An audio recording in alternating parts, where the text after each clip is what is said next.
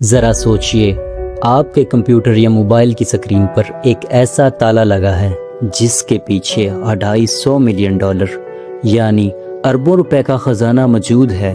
آپ کے پاس وہ تالا کھولنے کی چابی بھی ہے، لیکن اچانک وہ چابی ہمیشہ کے لیے غائب ہو جاتی ہے اور وہ پورا خزانہ انٹرنیٹ کی تاریخی دنیا میں دفن ہو جاتا ہے۔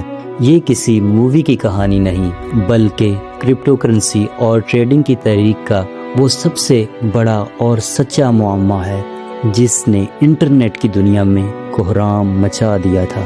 ایک ایسا ٹاپ ٹرینڈنگ کیس جہاں ایک 30 سالہ کرپٹو کنگ اچانک پراسرار طور پر موت کے منہ میں چلا جاتا ہے اور اپنے ساتھ دنیا بھر کے ہزاروں انویسٹرز کے اربوں روپے کا وہ خفیہ پاسورڈ بھی لے جاتا ہے جو صرف اس کے دماغ میں محفوظ تھا۔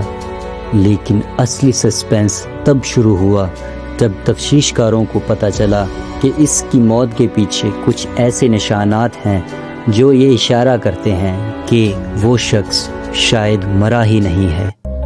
Welcome to the secret file.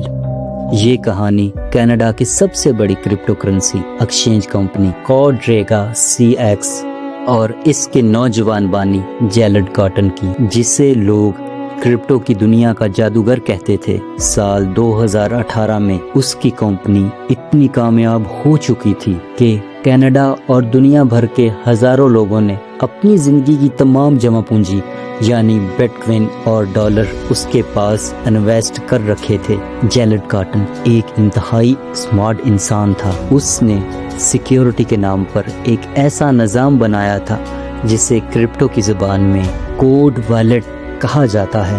یہ ایک ایسا ڈیجیٹل لاک تھا جو انٹرنیٹ سے بالکل الگ تھلگ ایک خفیہ ہارڈ ڈرائیو میں ہوتا ہے، اور اس کا ماسٹر پاسورڈ صرف اور صرف جیلڈ کے پاس تھا، جو اس نے کہیں لکھ کر بھی نہیں رکھا تھا۔ کمپنی عروج پر تھی، لیکن پھر دسمبر 2018 میں ایک ایسا موڑ آیا جس نے سب کو برباد کر دیا۔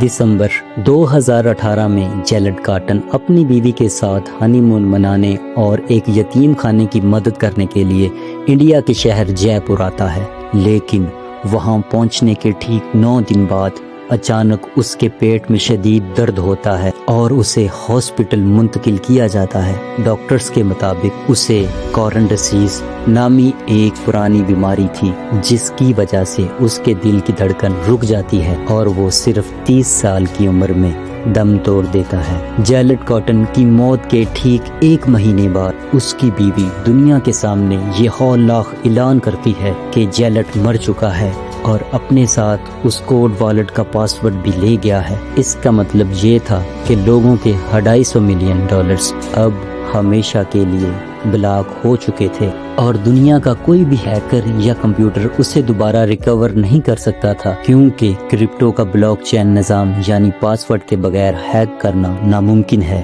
جب لوگوں کے اربوں روپے ڈوب گئے تو کینیڈین پولیس اور امریکی خفیہ ایجنسی FBI اس کیس میں داخل ہوئی۔